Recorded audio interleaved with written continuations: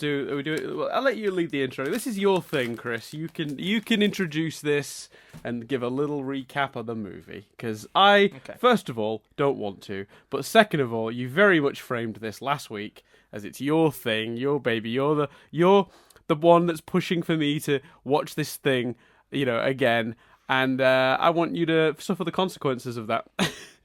Okay. Because it ain't getting any better as well. That's the thing. I assume you've left this in. So let's roll the titles. Honey, I shrunk. Honey, I shrunk. Honey, I shrunk. Nothing but static. Woo. Hello, and welcome to Honey, I Shrunk Nothing But Static, Episode 2, Tuesday. 2 for Tuesday. We're like dominoes. In tonight's serving, we will be dishing up and deconstructing Honey, I Blew Up the Kid. Oh my god, why don't we get you to do the intros all the time? That was fucking glorious. Honey, I trust Blew Up you the to Kid. turn it into a reference to Domino's Pizza, by the way. Yeah, especially when we're recording this of an evening and we've both had long days, we're hungry. Yeah, 100%. Different vibe, this one. So this the movie is about Wayne Szalinski, the family return. Kind of. Amy gets written out pretty early on, and I've got some interesting triv about that. Yeah, I think that's the stuff I know I was referring to last week. And we'll get to that. And Wayne Szalinski, at this time, accidentally blows up his toddler, Adam, who rampages through Las Vegas. Again, we will try and put what we're talking about into context, but once again, either come on board for the madness or watch the movie before we talk about it. As with last week, we'll start with pre-thoughts. I'll be honest with you, Dan. This, I suppose, was the episode I was least looking forward to, because I have fond memories of We Shrunk Ourselves, and the ride and the TV show are just going to be madness. The only element of the TV show I'm not looking forward to is trying to work out how to fit in multiple episodes. To clarify, have you watched any of it yet? Yes, yeah, I've started watching it, yeah. How much have you watched? Just out of curiosity. I've watched a couple of episodes, but the problem is, looking at the episode titles and the descriptions of those episodes, there appears to be some sort of time travel arc, and I kind of want to watch a fair few of them. So, where are you at on it? I've only watched the first episode, but I think there's been an issue with the source we're getting it from. I'm fixing that this evening. Not that should be on the podcast, but yeah, the source of the episodes is gone a bit skew-whiff, so some of them aren't functioning properly at the moment. I'm fixing that as we speak. Right, okay. But I saw that there's some sort of arc, and then I also saw as well that the final episode is a two-parter of some description that goes back to the classic of them getting shrunk for the full 2 episodes. So I'm kind of excited because the final episode of the show. Yeah. So the final 2 episodes of the show are it looks like one 2-part story about them being shrunk, which I think is kind of. That's almost like a movie, it's an hour and a half of them being shrunk. So I'm probably going to watch the first couple, then a smattering of ones from the middle, and then I'm going to watch those. Yeah. But next is tomorrow's ride anyway, isn't it? Correct. Yeah, and we've got a couple of weeks, so hopefully we'll be able to fit in some TV show. Yeah. And yeah, so this is the one that I remember watching a lot as a kid. I don't think we had it recorded though. I just remember watching it on TV. Maybe we had a recording of it. I don't know. But I certainly remember even as a kid not enjoying it as much as the first one, or then the third one. So I came into this apprehensive. Where were you coming at this from? It was weird because it was hard for me to come into this with because I knew I didn't enjoy it as much when I saw it when I was younger. But Nadia was absolutely insistent it was brilliant, nostalgia-fueled nonsense. And I was like, all right, well, let us see. And she could quote this movie along. She clearly watched this one a lot on VHS, and I think it's just indicative of her having a copy of this one, but not having a copy of the first one. But this was the one she knew inside and out. Wow. So literally she was saying punchlines before they were happening. So I was just oh my god, you really did see this movie a lot when you were a kid. So for her it was an absolute romp because it was just a romp through her childhood almost. When you pull that away, I don't think I would have been able to articulate the problems with the film when I was younger, but I sniffed out when I was younger it wasn't as good as the first, for sure. Same. Distinctly. Becomes very clear on watching it as an adult, especially having just watched the first one like less than a week ago, a week and a half ago. I mean, like, it's just missing all the character stuff. It's like, it's all the weird insanity and silly jokes and that sort of goofy tone. That's all present, and the performances are all still there. But it has completely lost any sense of character development, heart, and family sensibilities and like that sort of stuff. It just ends up being this very wishy-washy romp of nonsense. And look, there's a few good gags, there's a few good special effects, and it's kind of fun, but it is utterly missing the stuff that made the first one more than just a silly kids movie. So so that just leaves me with a silly kids movie rather than something I think worth commenting on. But not even like and I think I remember feeling this as a kid. Like, not a great deal happens, and it's because I think two of the characters, Nick, there is some attempt to give Nick and Wayne a story. But what we got to remember is last week we were praising the fact that all the kids had a story, and there were inter-character stories as well. There was a story between Amy and Nick, Amy and Russell, Amy and the other kids. So there were like a bundle of character combinations and story. Nick and Wayne both have a story with each other, and to some degree Nick has a story with the babysitter. That's really kind of it. There's a villain this time. And if you think about it, last time, what makes Honey I Shrunk so unique is, in a way, there's not a villain apart from the backyard, but the villain is the situation. Whereas in this movie, there's the situation and there's literally an almost mustache twirling villain. Yeah, 100%. But I mean, but but I do love a good, man versus situation narrative, and I don't mean man as in men. I mean man as in mankind. I think I mean we're going to be reviewing on this week's episode of Nothing But Static, The Wandering Earth. Have you had a chance to see that yet? By the way, out of curiosity. No, not yet. No. But I watched that this morning, first thing, and I think that's another sort of people versus a situation.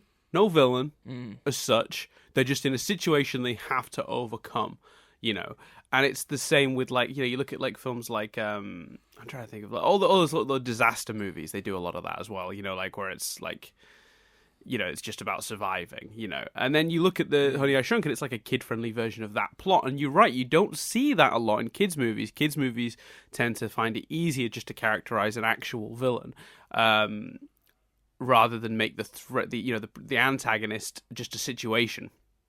And I think that is kind of one of the ways this movie went wrong. And also, I think one of the other places is it's just nowhere near as full of like memorable moments, in my opinion. No.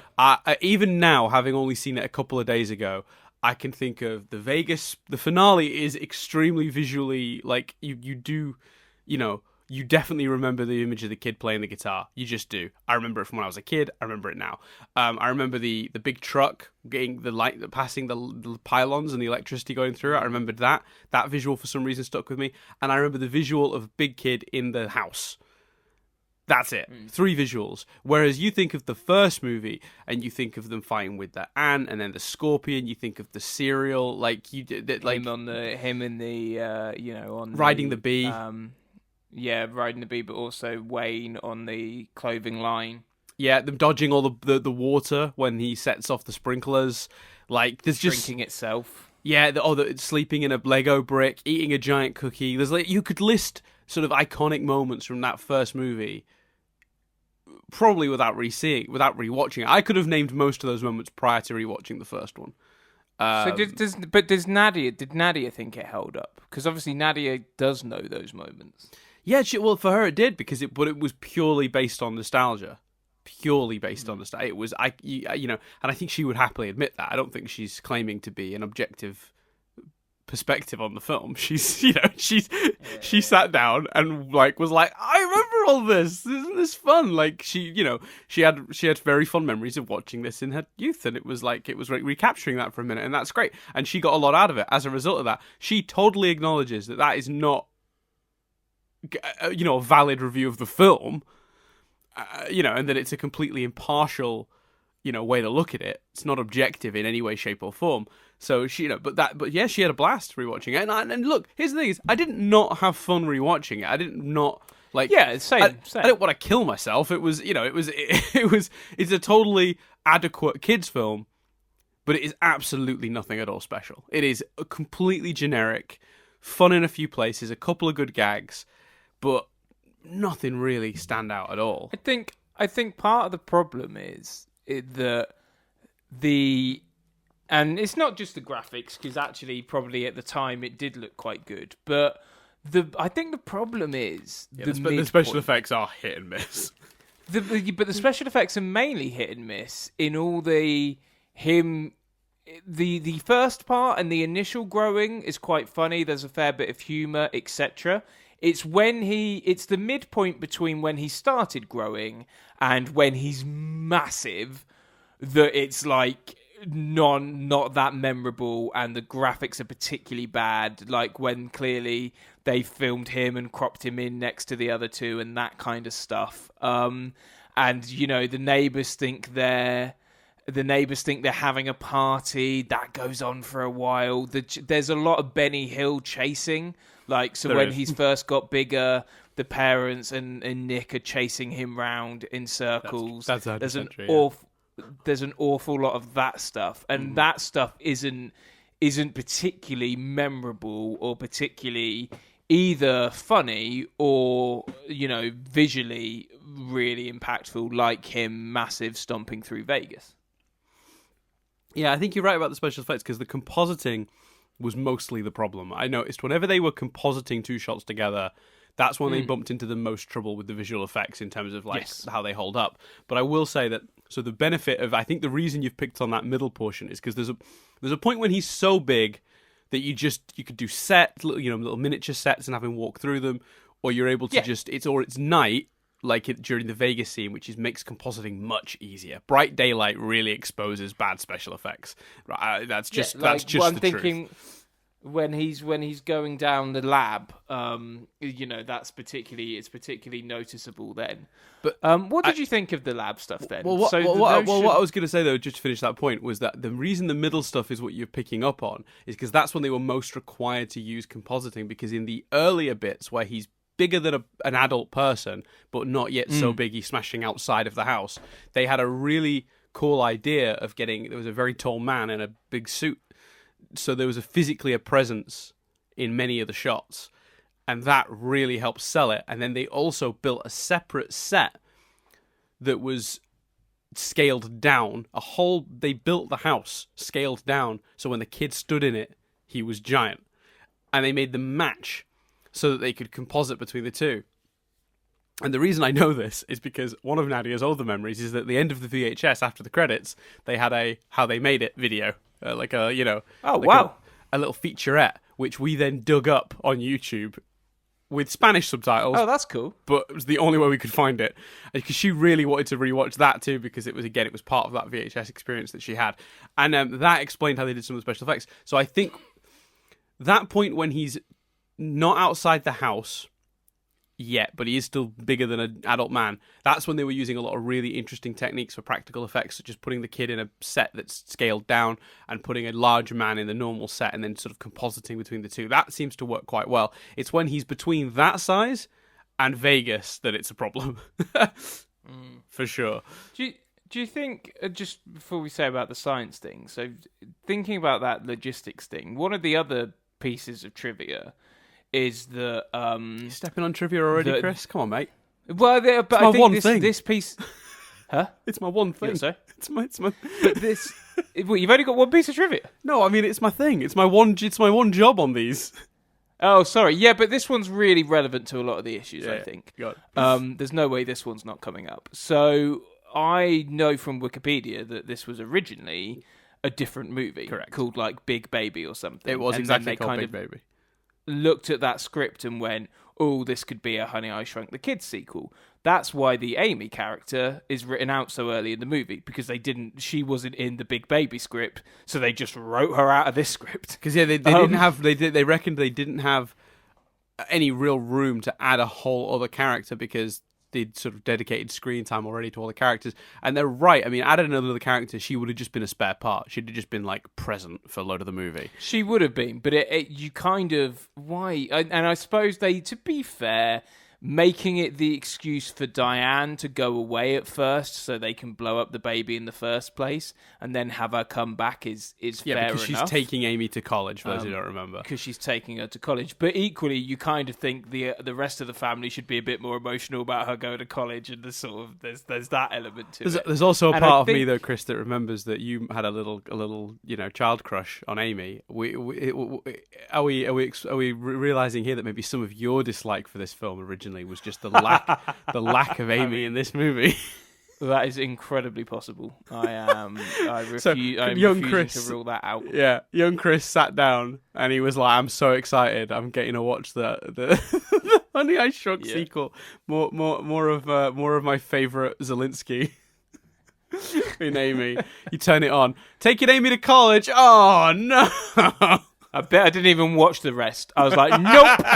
Turned it off. But I think that it doesn't, in a way, a truer sequel to the film would have maybe been someone else's Shrunk or their Shrunk Again in a different scenario. I kind of disagree with that, because I always think that like the best sequels, that also a lot of the best sequels I've seen, particularly from this era, like 80s, 90s, before they were in building premises for sequels into the fucking first one because everyone wants a franchise. In the world where you made original movies and then sometimes you decided to make a sequel and you had to squeeze another idea out of it, I always found that in that era the best sequels were the ones that didn't try to touch the content or the premise of the first one. So if you look at Die Hard, for example, Die Hard 1 is incredible. Die Hard 2 is the same movie in an airport, and it's really boring as a result. There's some good moments, but ultimately it's the first one again. And I saw that movie. It was called Die Hard. Do you know what I mean? I don't need to see it reset in an airport. The third one, on the other hand, they took a script called Simon Says with an entirely different premise, but they reworked it to be a John McClane movie and called it Die Hard 3, and it is, to me, in my eyes, it's the true sequel to the first Die Hard, and it's an incredible film. Didn't they technically call it Die Hard with a Vengeance? Yes.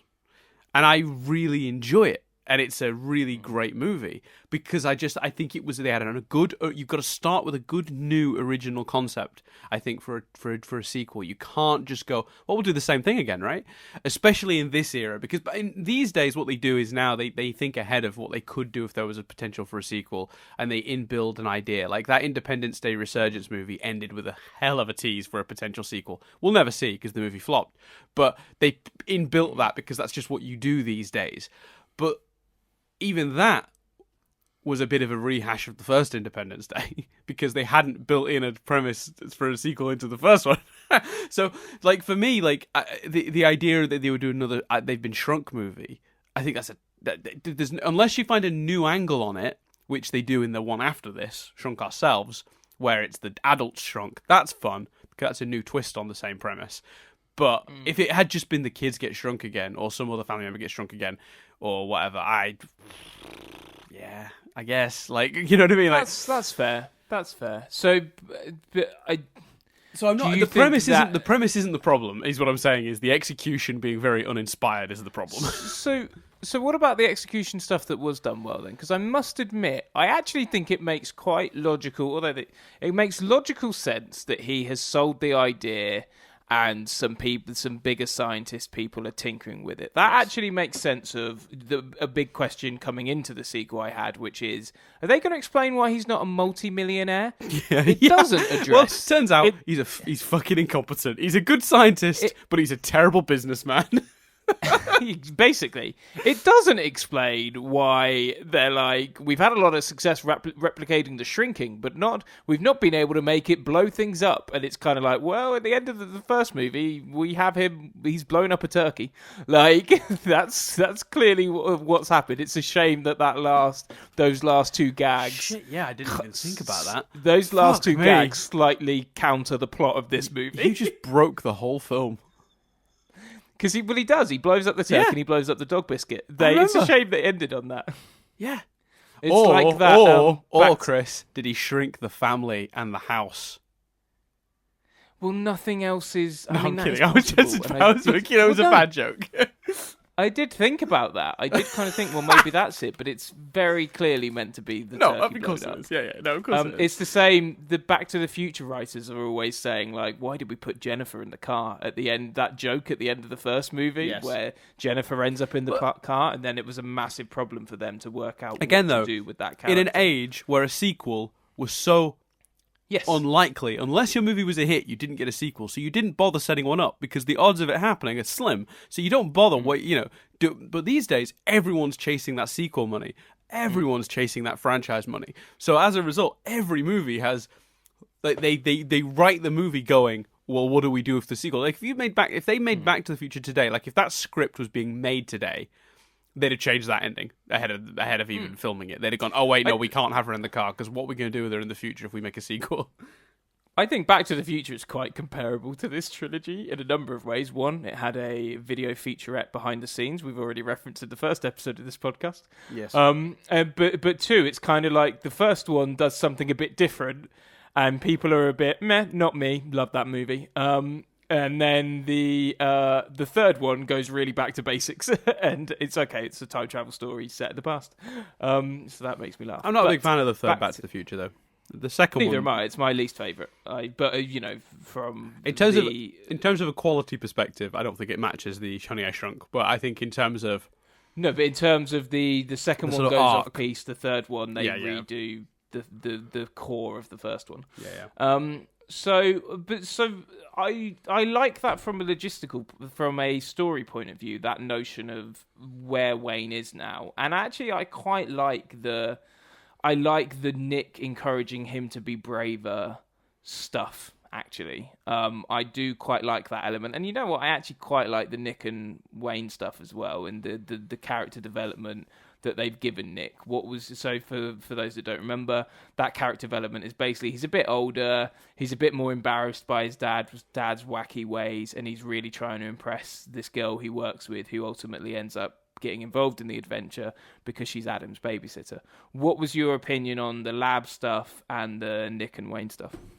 I think they were smart to, as you've pointed out, with the lab stuff, to sort of point out that Zelensky is his own worst enemy in many ways, because he's clearly, because you can't pretend he's not a good inventor. He invented a shrink ray, so that's you hit that wall straight away. So you're right, you have to find some other explanation for why he's not, Tony Stark, and it's that he's a bit inept in pretty much every other field. He's disorganized, he's a bit scatterbrained, he's not very good at explaining himself, so when he tries to give other people information, they don't take it on board. Like there's a scene early in this movie where he realizes why the enlarging ray isn't working, the one they've got at the lab, and he understands exactly what it is he's saying, but they're not taking it on board. At one point, the guy just takes the phone away from his ear and stops listening to what Wayne is saying, and then later on he puts it back and he's like, yeah, okay, you write that up for me, I guess. I don't know, whatever.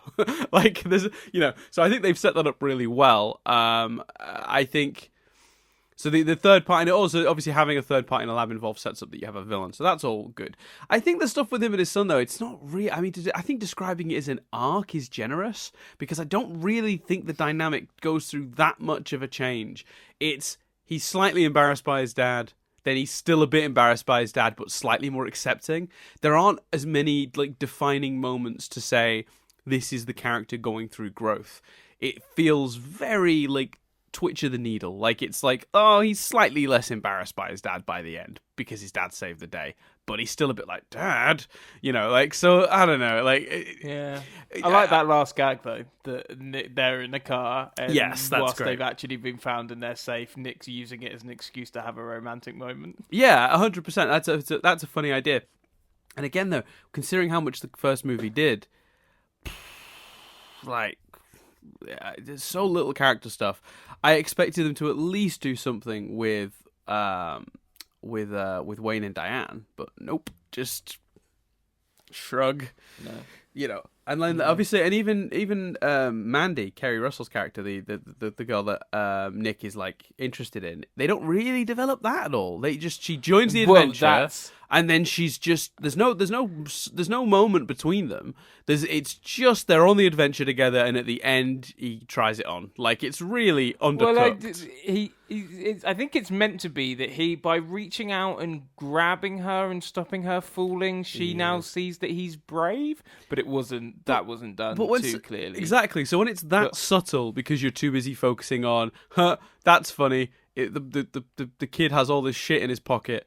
Like, because you're focusing on all the jokes in quote marks from that, instead of actually doing any character development, you just become a bit numb to it all. It's all just some wackiness for wackiness' sake.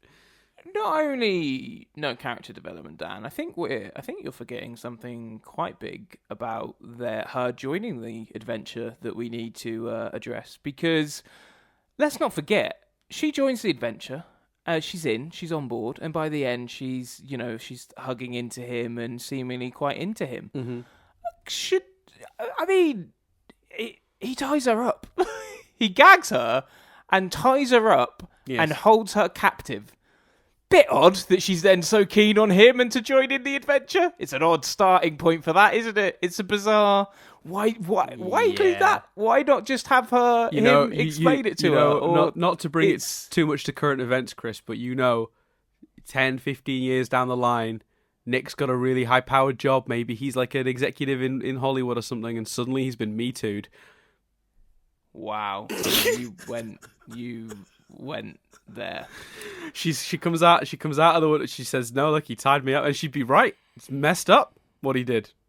Yeah, it is. I'm not hopping on board the train you're on. I'll let that crash. I'm just saying. In reality, whatever his reasons for tying her up, and no matter how valid they were in the moment, because he doesn't want her to run down the street screaming they blew up a baby. There's no way that. There's no way she doesn't see that as some sort of assault. Do you know what I mean? That is being held against your will by another person. Because I think that would have been weird even then. But yes. I know, because there will be some people out there going, well, it's just not aged well. And, like, I've never actually seen 16 Candles, but I know that there's a shitload in that movie that's considered a cult movie that, has all sorts of, like, fucked up stuff. And there's a lot of now going back to older movies and being like, fucking hell. But especially that's fucking weird. Like, yes, and she's just the way that she's just okay with it. It's bizarre. That is probably, I'm willing to bet, the thing that has aged least well, worse than the special effects, worse than any of it, is that little moment. I don't disagree with you. It's pointless. It's not necessary to the story. He could just tell her and explain, and she be reasonable about it. Tell you what, you want to make it more character development? Have her actually like him. Have her be pleased to see him, and even though this is madness, she gets on board because she likes him and is pleased to have seen him, instead of being like, "Oh, I charge $2.50 an hour. Pay me more." Big crux of my point really is that she should have. You either have to have her immediately leave because that's insane, or he needs to do something to convince her it's worth staying. She doesn't know him. No. She has no reason to trust him, yet she's on board for a joke. And this is what I mean about the movie. This is why you can tell this script is not written by the same person, because there's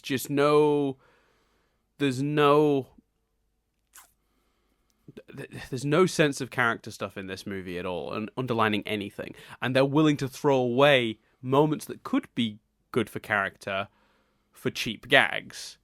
And I think that really harms the film, because honestly, I would rather the gag rate be 10-15% lower and we get a few more character moments, truthfully. Because the gags aren't exactly hit a minute either. So, like, we could definitely remove a few less than ideal, less than amusing jokes from this movie and put in some more character stuff and have something maybe a little bit more worthwhile. One of the best moments in the entire film is a character moment. It's when they finally realize how to get Adam to calm the fuck down, which is to get him his mummy back. And that's a really sweet, beautiful moment. Yeah, it's a great moment. And it's one of the only parts of the film I really liked. And it's like, wait, okay, you finally do something. And that wasn't even really earned. They just executed it in the moment quite well. They didn't do enough in the movie to set up his relationship with his mum. I think they should have done more in the beginning of the movie when he was still a kid. I don't think you write Diane out as quickly as you do. I think you keep Diane around until he's been shrunk, because not shrunk, sorry, before he's been hit by the ray, because I think you want to establish that she's really good with him and that they have a really good relationship. Instead, again, way of doing more time jokes, because Rick Moranis' character can't quite handle the kid.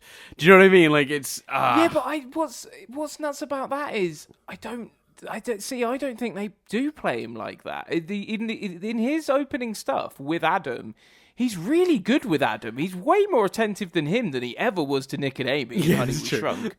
Which makes it even weirder when the resolution is it's not Nick. You know, they spend way more time setting up that flippin' bunny song. Yeah, than they do Diane's relationship with him. And for Diane's that to be the solution is kind of important. Weird.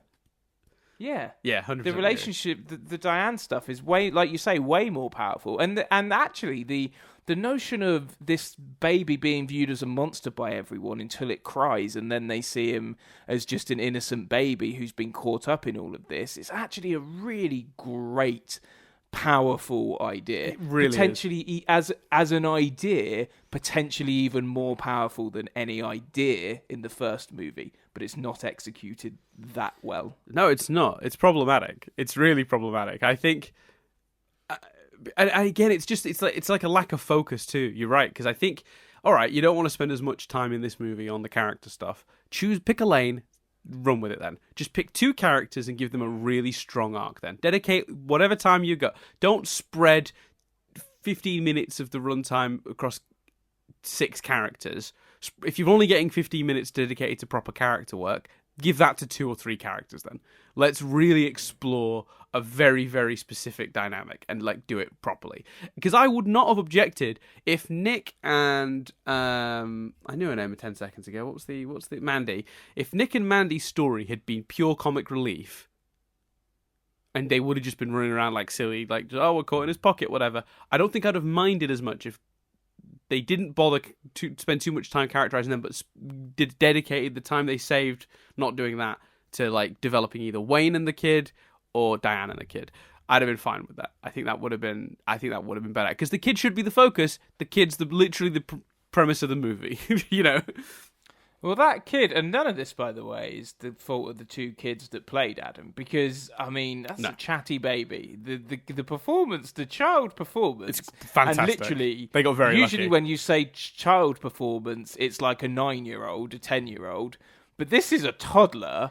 What they got out of that toddler those toddlers is fantastic. I mean, it is, because, generally speaking, the rule in Hollywood is if you want to cast a 2-year-old, you cast an actual 4-year-old, because they can take instruction and react and do as you're asking them.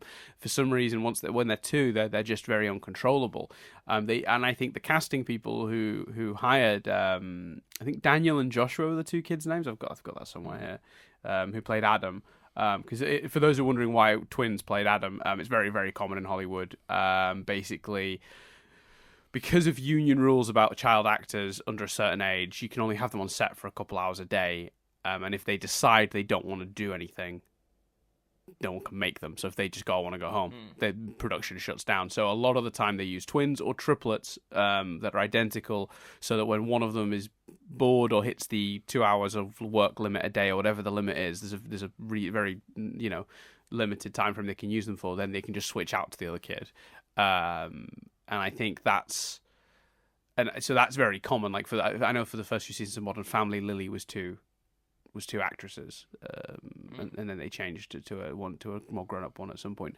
But those two kids did an incredible job, And what I think is really neat, and this will come up, I think, a little bit in more detail in the trivia, but I know that a lot of his dialogue is improvised, and apparently a lot of the sweet conversation between Rick Moranis' Wayne and and Adam were him reacting to the kid, just saying what the kid wanted to say.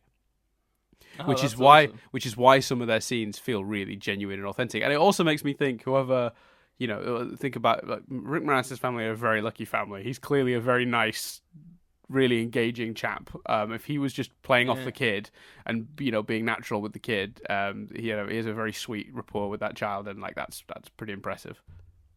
Yeah, absolutely. Well, his performance with Nick is also very good. Yes. And that sort of the Nick's growing pains is an element of the movie I like. It's just a shame that it's hard when there's only a few elements like that compared to the first. It's a shame none of it's explored. When I was talking about him being inept with the kid earlier, I meant inept at looking after the kid, really, I suppose. Was more like they dedicate a lot of time to...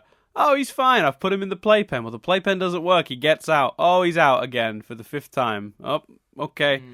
A lot of the movie's runtime is wasted on that sort of stuff. Or also, not... Because, again, it's such... And I didn't even realise it when watching it, but there's so much you could do with that core idea of he's a baby that needs his mummy. And that resolution of enlarging her as well.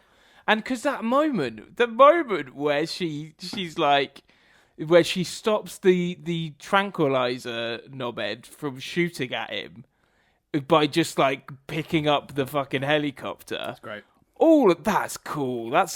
So much of that end resolution is a fantastic idea. It's just a shame it wasn't embedded a bit stronger.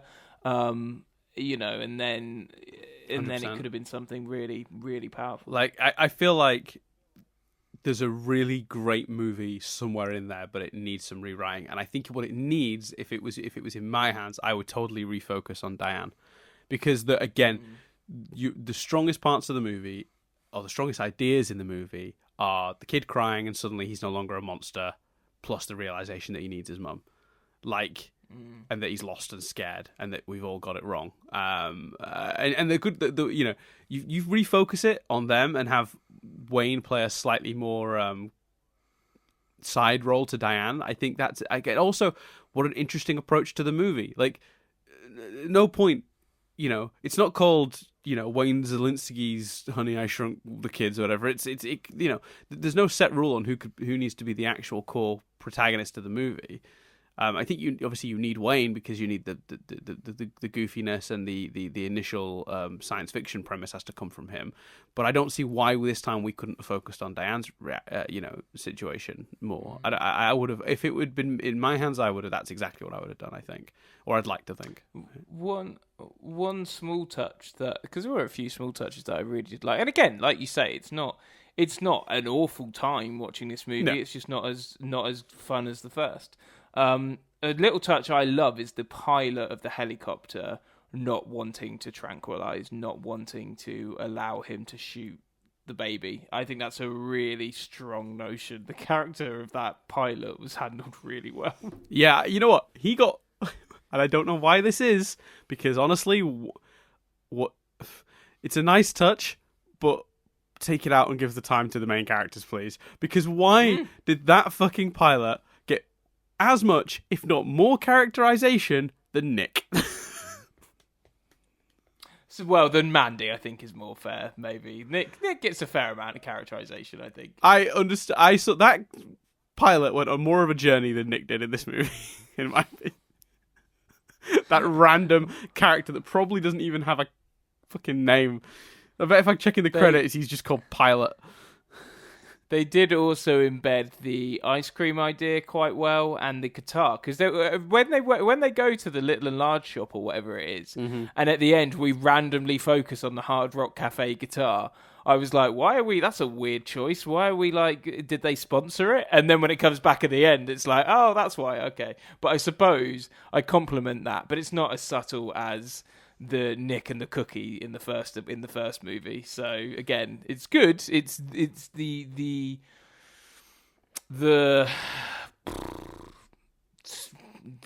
the there's an aura, there's an element of the first one there, but it's not quite executed as strongly.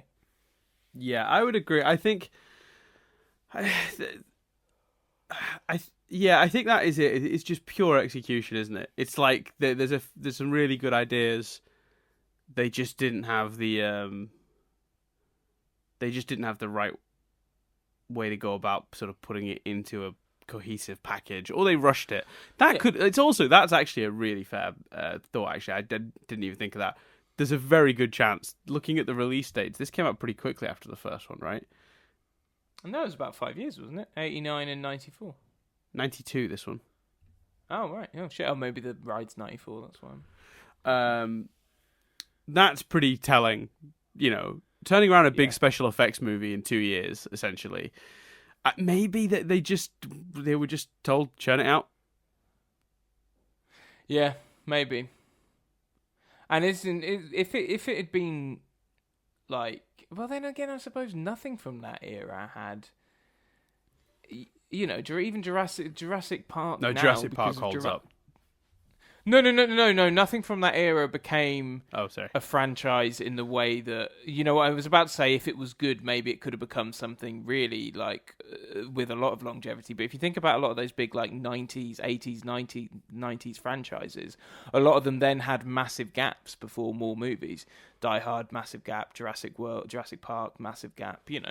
Yeah. Did Home Alone? How quickly did they? Because Home Alone was 1990. When was Home Alone 2? I think Home Alone 2 was quick after that, but then, again, a little bit of a gap between 3. Yeah, and then, I'm trying to think as well of some of the ones from that time, like Homeward Bound, that had a sequel. I loved Homeward Bound, but the sequel was... There was a shitload of Beethoven movies. God, they churned them out pretty quick, didn't they?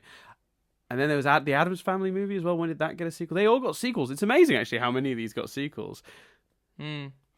Another element I liked, the big boss actually being a nice guy and believing in Wayne. I thought that was done very well. Yeah, he was a really nice character. I think he was a really good addition because I think he balanced out that element of the film a little bit because it was just, you just felt like everything was against Wayne. And, it's nice to think there was someone reasonable at the top of the company making those decisions. That and that policeman who was just randomly very much on his side. Yeah.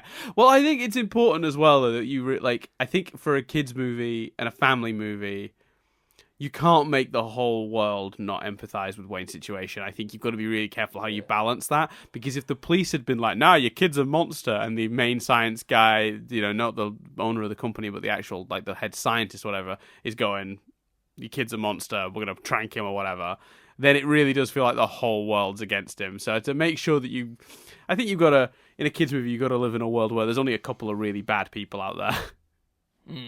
So you have to focus all of that into the one negative character, And I'm not actually objecting, by the way, to those who, from my earlier point, that I'm not objecting to the notion of having a proper human antagonist.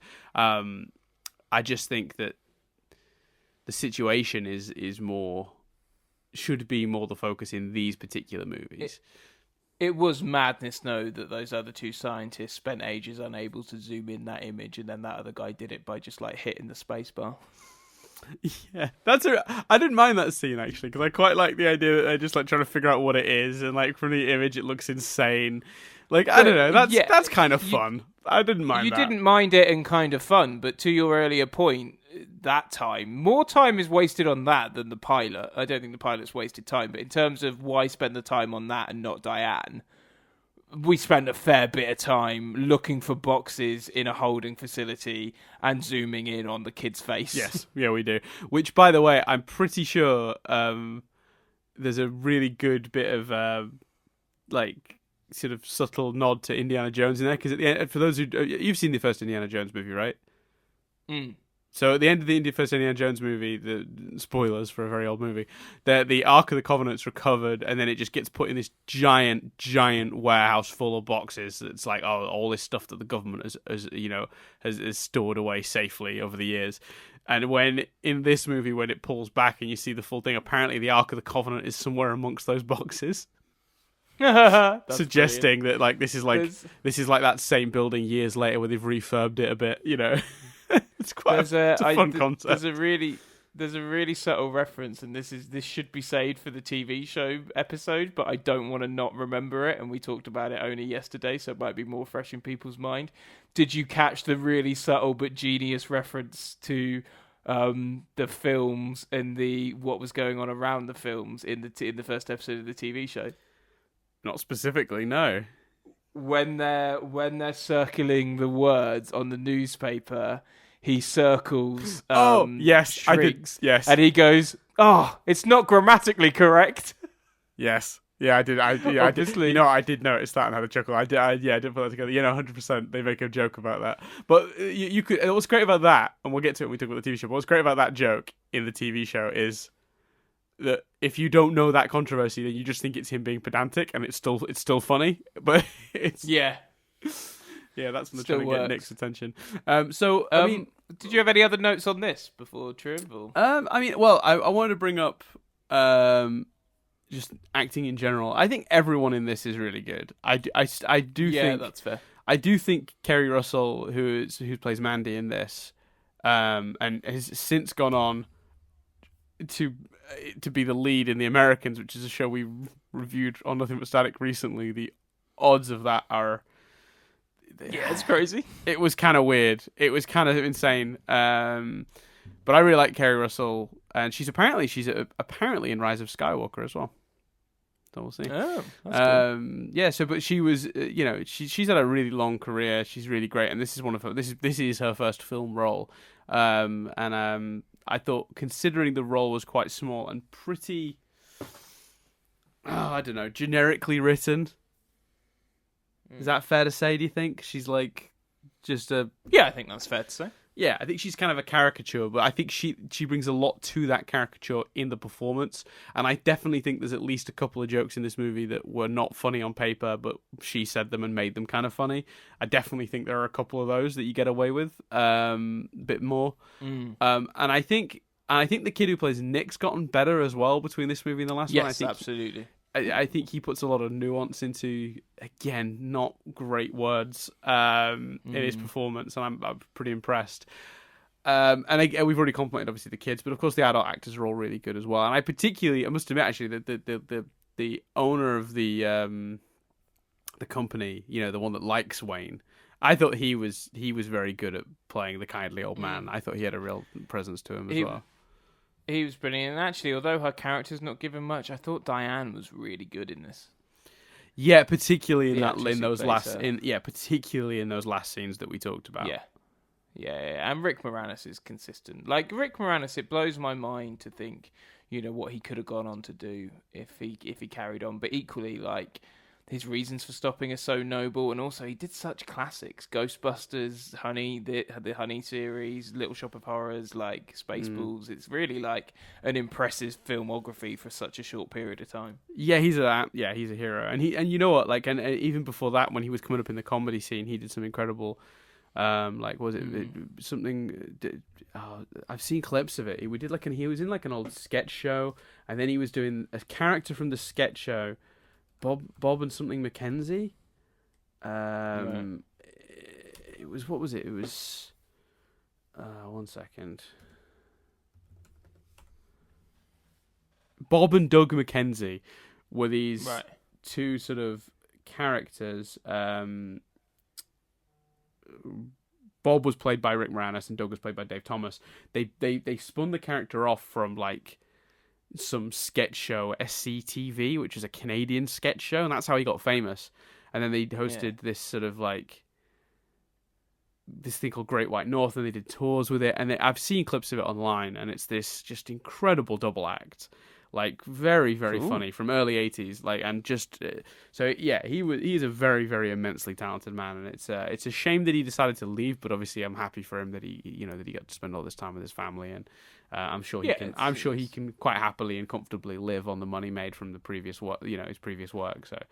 Which is again such a it's so interesting how Hollywood has changed and stuff, because as iconic as those movies are now, that collection of movies probably wouldn't be enough to live on, but clearly he got paid the big money back in the day and could live off has been able to nicely, probably invested wisely. Who are we to say? Who we don't know, but yeah.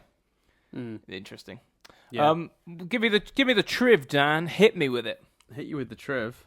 Honey, I want the triv. Well, the first one we talked about already, but I'll just reiterate. At first, this was not supposed to be a Honey, I Shrunk the Kids sequel, originally titled Big Baby. It was about a young toddler who grew to a giant size by a freak accident involving a growth ray and eventually terrorized Las Vegas in a non-violent yet Godzilla-esque way. Disney saw the possibilities of making this a follow-up to Honey, I Shrunk the Kids, rewrote the script to the movie, whereas most of the characters from Big Baby were rewritten from script to movie. Wait, no, I've gone down a different line. Whereas most of the characters from the Big Baby were rewritten as characters from Honey, there was no character that could take the place of Amy Zielinski, Wayne and Diane's eldest child and only daughter, portrayed by Amy O'Neill. Instead of excluding her character from the story, Amy makes a brief appearance at the beginning of the film, and then it explains she's leaving for college. Because when we were watching the film, it's like, we're taking Amy to college, and I went, couldn't afford that actress for the full shoot then, I guess. Like, that was honestly what I said to Nadia. I was like, that actress put her price up. That's all I could think. And then when I read that afterwards, I kind of felt sad. I was like, oh, the poor lady, like, she wanted to come back and do the movie probably, and like, just couldn't. They just didn't have a place for her in the film. That's tragic. Like, I think they should have. But equally good of them to actually give her a scene, though, I suppose, and not be like, oh, Amy's gone to college, I'm off shopping. Yeah, 100%. But that's one thing I did wonder. I wondered, if you take the Mandy plot out, do you just make that Amy? Well, I thought about that too, but that doesn't leave for any development opportunities for Nick. Yeah, he didn't get much as it was, though, so I don't. But he is still very. I think you and I disagree with each other slightly on how much Nick got, because Nick does. He didn't get much, but he does get he's trying to impress the girl. He interacts with the girl, he gets the girl. Whether executed well or not, that is his plot, and you couldn't do that if it's his sister. Fair enough. Oh, can I tell you one of my favourite moments from the whole film before I do any more trivia? The face on the FBI agent or police officer, whatever he was, when he realised he was going to get to ride the fucking ice cream truck. That is one of the most brilliantly comedic reactions I have ever seen. Honestly, that actor, he was really good. Give him a fucking Oscar. That was so good. Like, he communicated so much with no words about his sheer childlike wonder at the possibility of being the guy driving an ice cream truck. What a fantastic idea that was. And what a great piece of acting. It's just all in his face. No one says anything in the script to hint that that's a thing, but his reaction tells a whole story, and that is just brilliant. Even when he's like, yeah, he caught the truck, or the realization that they hadn't thought the plan beyond like getting the baby away, and then he's like, he's a baby. What do you think he did with it? And that's just a shot of this. Yeah, it's a good gag. This half-eaten electric ice cream. What blows my mind, though, actually, by the way, is the premise of the finale of the movie feels like it's just. Look, he's a big kid. He's a big target. He's not exactly running around. I'm sure you could point the laser at him and make him small. Yeah, and also at any point, like, he can't. So the guitar gives him the electric shock that made him cry. Mm-hmm. But he's bitten an electric ice cream? I guess the only logic there is that... Oh no, was it still attached to the truck? Did he pull it off first? I can't remember. I think he pulls it off. Yeah. So there you go. So it's not connected to anything. He's eating metal. But yeah, anyway. Yeah, I've bitten into it. It doesn't taste good. Spit that back out. I guess the shock is worse. But... I will say as well, from a production perspective, it's very impressive because they actually got all the hotels and casinos in Vegas to turn off their lights for those shots. Blimey. and that is incredible. That's nuts. Insane. And they had to coordinate it, and they had to do all the timings, and that guy that's like, you know, on the radio saying this place turn your lights off, this place turn your lights off, it all had to be done, and it was apparently really challenging to coordinate all those lights going off in succession in that order, and cost a huge amount of money. Yeah, I assumed it was visual effects, but nope. Yeah, really, surely it would have cost less to make a model and do it that way. Yeah. Wow. I know. That's impressive. How did they have the money to do that? I honestly don't know. Yeah, it's incredible. Whatever they've done there, they obviously, maybe they just made a good deal with the Vegas. I guess it's probably good promotion for the casinos, what have you. But yeah, incredible that they played along with that. Or at that time, maybe Vegas had like busy. Now it's probably consistently busy, but maybe at that point, you know, that was in the winter months, it was quieter. Maybe, I don't know. Yeah, hard to say, but very cool. Probably wasn't the winter months because when you're doing night shoots, you need the sun down earlier, so you get more time to shoot. So it probably would have been winter, but. Much of the dialogue between Wayne and Adam, such as the bedtime story and feeding time, was improvised by Rick Moranis in response to whatever the twins who played Adam happened to say. Love that. Very nicely done. Yeah. This one, the Zelinsky house was previously used as the Freeling house in Poltergeist. So the house that was from that horror film turned into a nice, happy house for a family-friendly fun romp. Well, there you go. Yeah. Well, can I on the point of the moving house, right? After the first movie put such emphasis on the two families befriending each other, were you also very disappointed that we didn't have the other family from the first movie? Yeah, I don't know how they'd have fit into this other than you've done it again, but. Yeah, it was a massive shame. They managed to fit them into the last movie and give them character arcs. Rewrite the script and make it functional, you pieces of shit.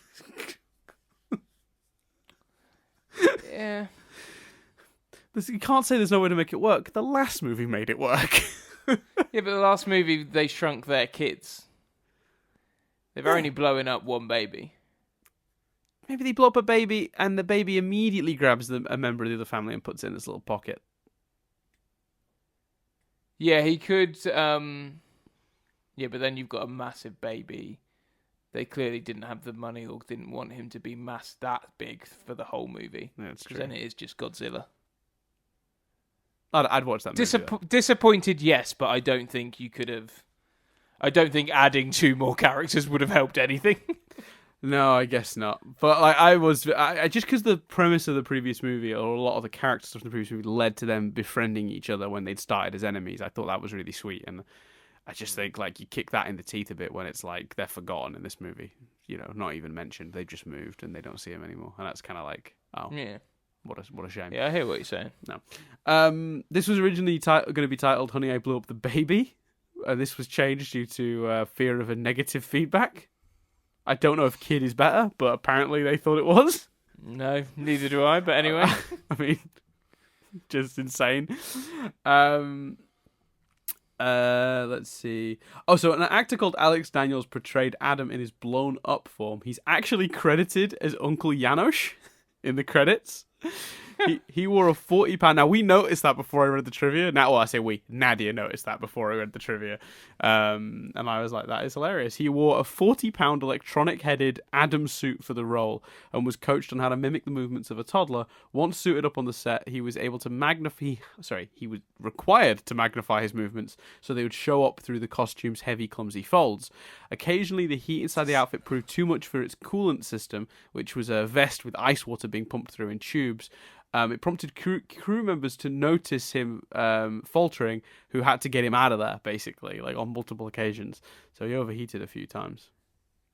Poor guy. Jesus, does it say anywhere what the budget for this movie was? Because they're shutting down Vegas. I know.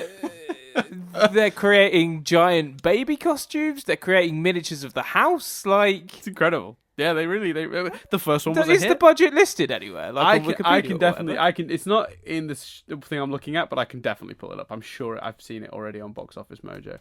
I'm just going to go to Box Office Mojo and be reminded of how much money Avengers made. Yeah, 1.2 billion. Yeah, thank you. And now I'll type in Insane. Yeah. Honey, I Because after dedicating a whole podcast to that, I don't think there's a reason to talk about that on MBS, but it is madness.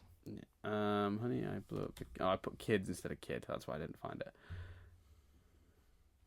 Question is, Dan, I'm getting $3 bill? Getting the budget. Think it's going to happen? What's happening? Sorry? Question is, do you think Avengers is going to do $3 bill? No. Yeah, I don't think it will do $3 bill. No, I don't think it'll even be Avatar. It's 2.7.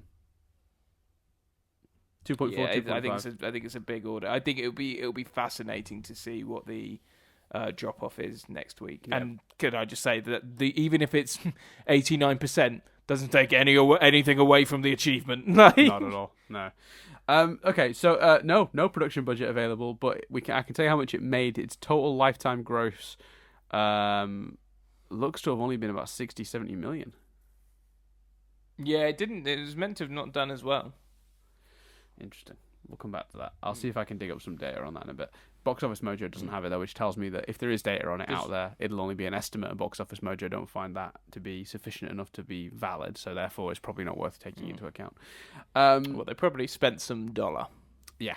So once again, as a result of a Honey, I Shrunk film, Disney have found itself the subject of a lawsuit. Now, if you remember in the last one, a guy came out and was like, I've got a movie about kids being shrunk.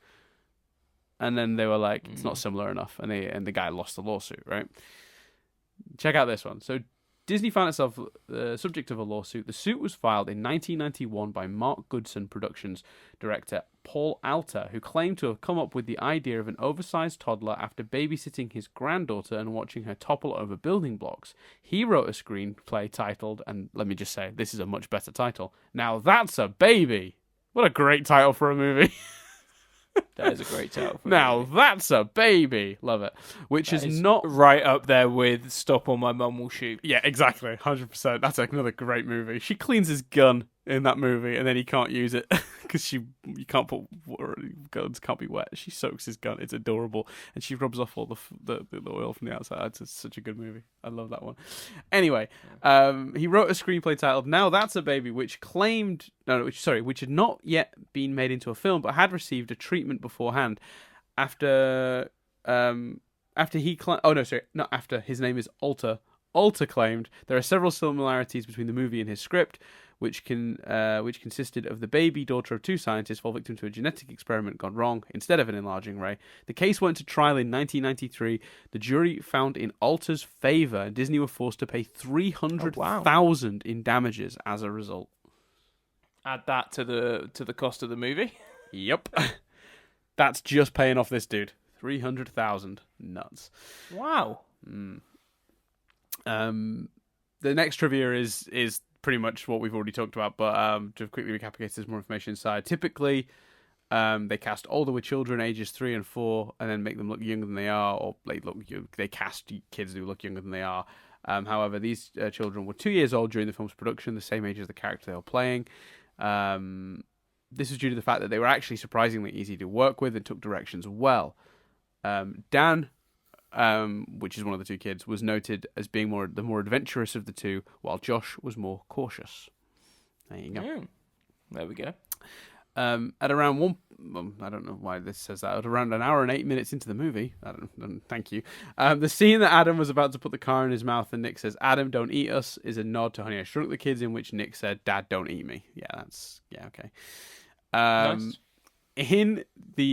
At around 44 minutes, Rosebud, the sled from Citizen Kane, and the Ark of the Covenant from Indiana Jones and the Raiders of the Lost Ark are visible in the lab security warehouse.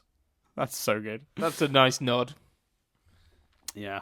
Like the Greenfield twins, whom played Laura Denan in Willow, both of the Shalikar brothers did not act in any other movies. In real life, Daniel became a firefighter and Joshua became a digital technologist.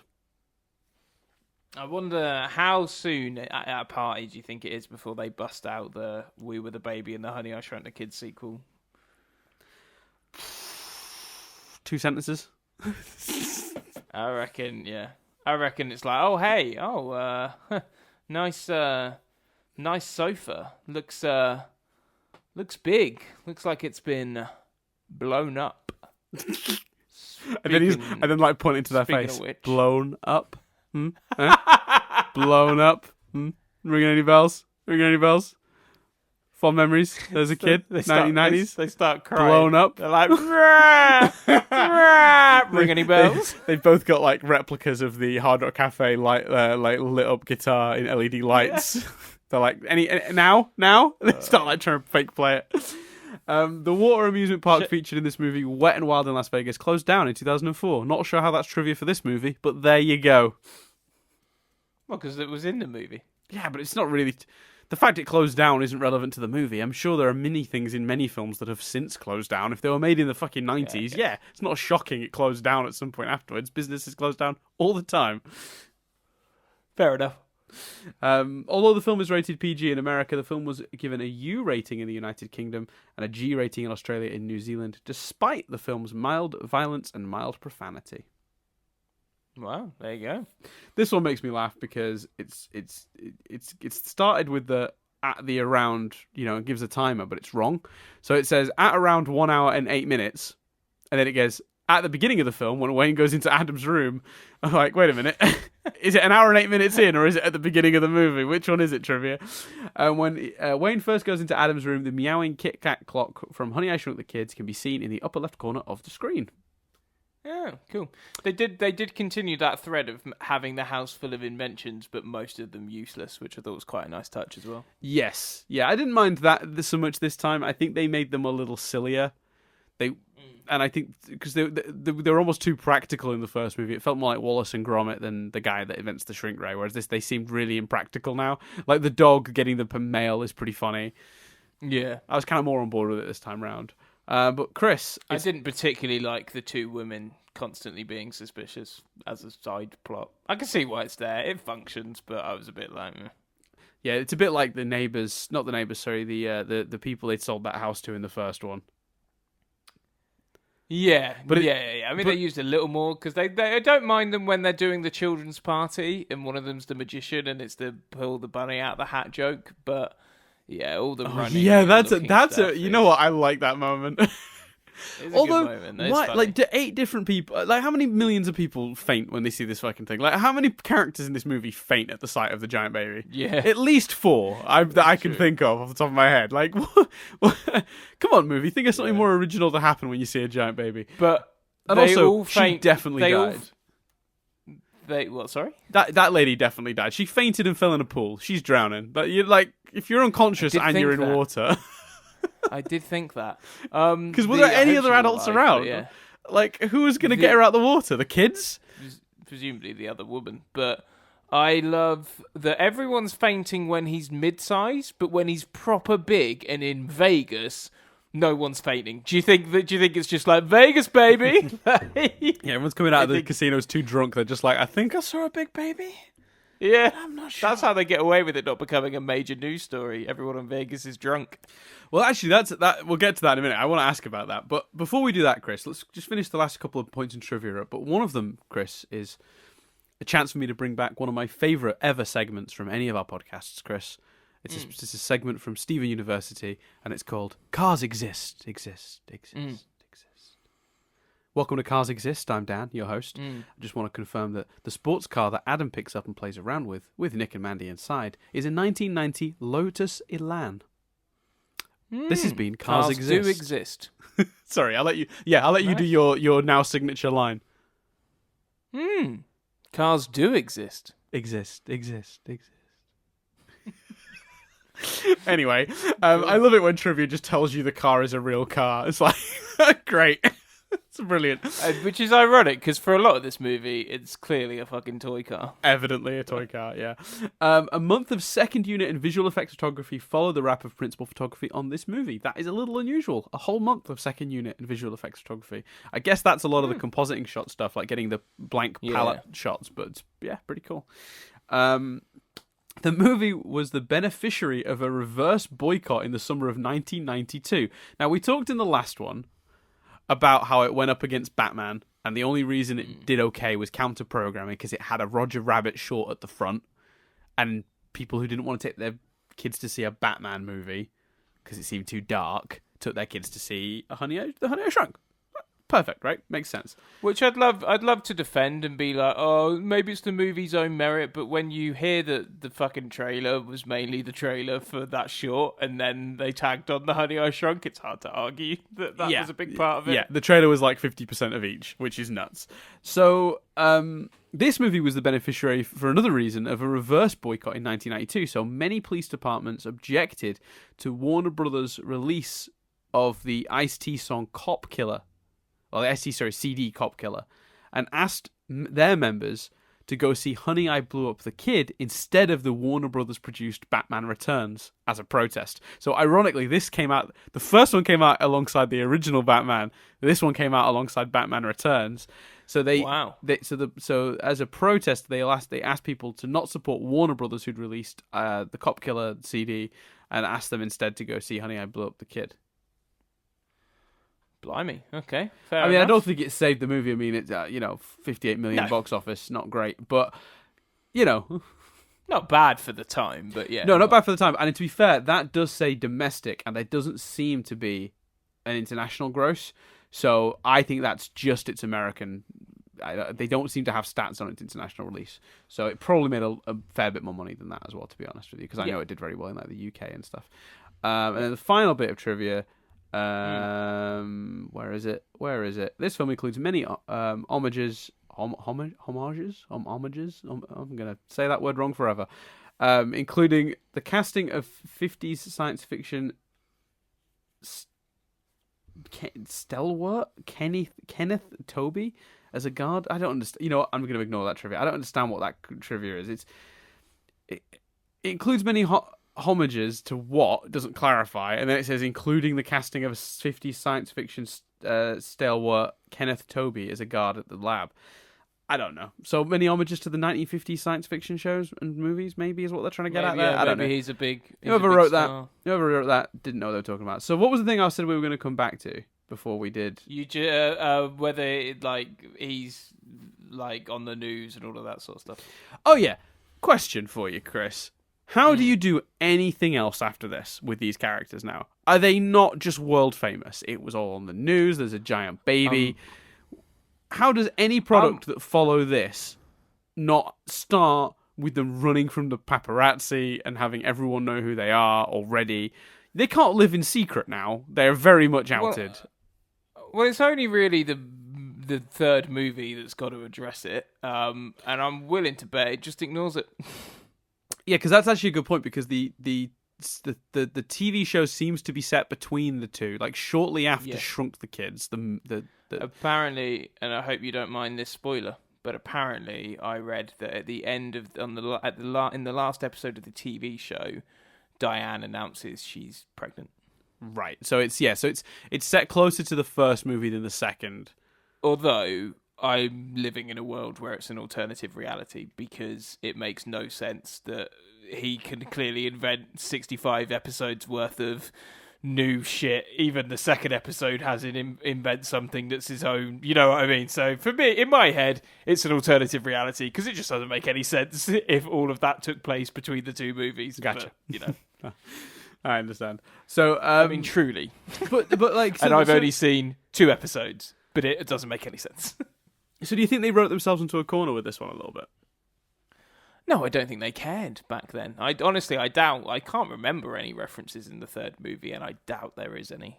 It's nuts. Is Adam in the third movie? I don't even remember the third movie. I have no memory of the third movie. I think the third movie is just Adam and some cousins or some shit like that. Oh, God. That's... Yeah. All right. Anyway, I think the third movie. I seem to remember him being at a conference in the third movie, so I think it's the same. It's the same thing as this one. He's failing as a scientist. Okay.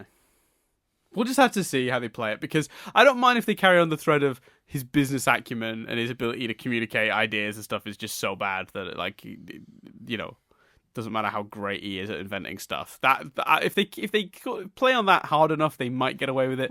But he should be world famous. Which they could, because least we forget in the third, again, if you rule out the TV show, which I do think you should. Yeah, you absolutely should. Then in the movie world, as far as I'm aware, he's still not invented anything new, because it's just the shrink machine again. Yeah, it's true. So yeah, we shall see. Interesting. So, any final thoughts, Chris? I did enjoy it. I had a good time. Jess did not. Is she not sitting through Shrunk Ourselves with you now? She's not looking forward to it, but but I think I can convince her. But yeah, How did we clarify how she felt about the first one? Oh, she didn't mind the first one, but she was certainly not viewing it from the same nostalgic goggles as we were. Right.